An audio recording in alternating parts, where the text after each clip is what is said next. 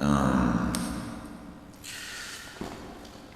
so we decided we was gonna set up a doughboy swimming pool in our apartment, right?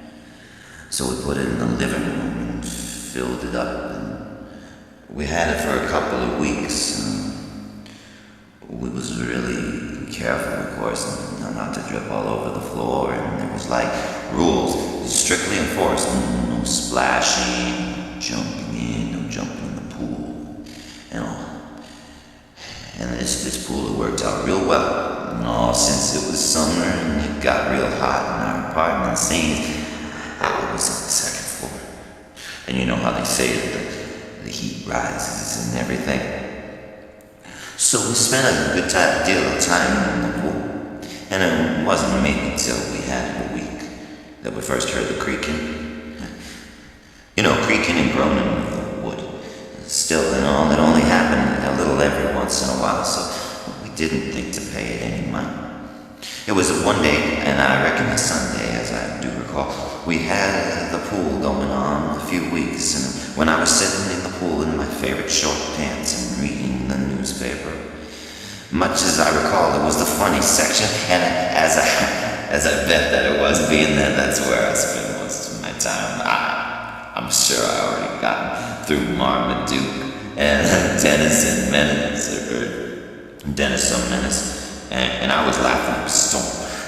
My girlfriend says Dennis Menace is stupid shit for old people, but he cracks me up. I was hoping to whoop, and so I was barely noticed the creaking starting up again. I figure it kind of creaked a bit louder than before, and being that it's a pretty old apartment, I got my concern.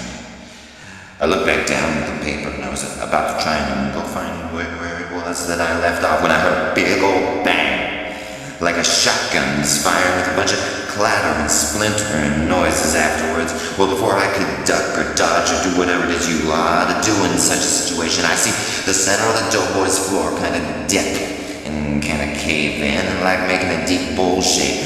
The water was started pushing down in there, and I was getting pulled towards the bottom center myself.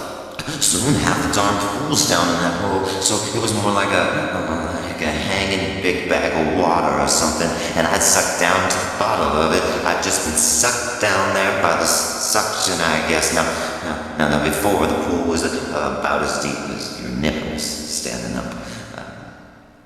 If you're a guy, I mean. Otherwise, you might have them sagging. Who knows where they are? I mean, down on your belt sometimes. I see them sag that low. So I was sucked down in the bottom of the pool, and I was seeing how it stretched outside height-wise. I was a lot deeper than it'd been, so I was fully submerged. The sides was falling in real fast, and I couldn't see much light above me anymore, and I figured I was a goner. Of course, this was where it all ran through my mind real quick, as it only took a few seconds to happen. I was ready to pray underwater to save my soul or something, and I figured this was a good place for stuff like that, even though I wasn't a Baptist or nothing.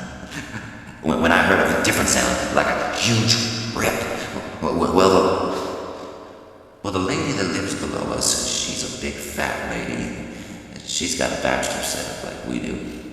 But I've been in there once when I lost my pet naked mole rat, and she's got a slightly different floor plan than we do. Whereas our living room's on the south end, and we get a bedroom, and of course the bathroom on the north end. She's got it the other way around, so hers living room's up on the north end, and the bathroom's over on the south end. So anyways, I heard a huge rip.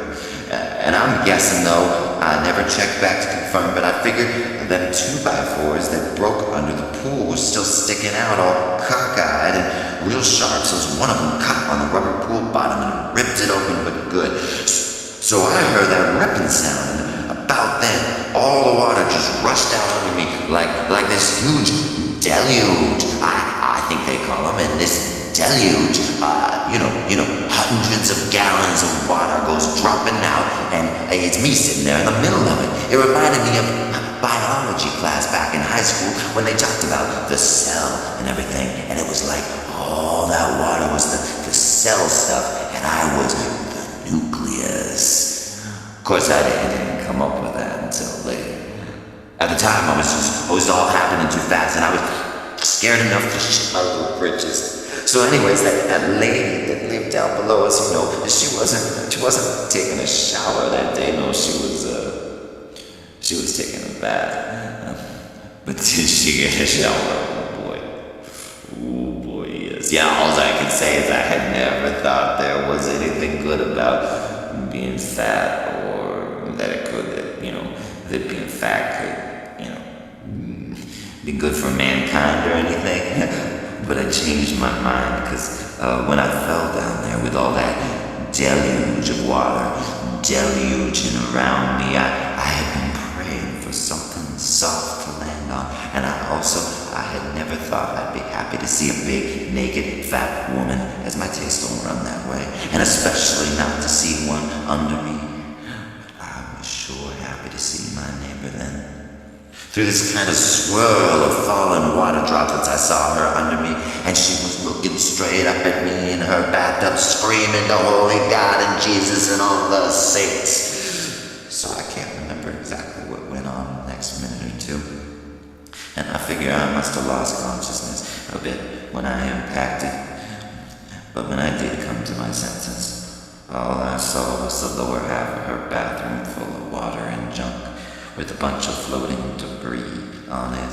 All of this flotsam and jetsam twirling around and spinning around like little babies in the sky. All of this little water draining out under the door, and all the fat lady floating on top of this water, and me curled up and laying on top of her belly like a happy little overfed baby. And this kind of soaked page of the funny papers draped over my head like a Chinaman's hat.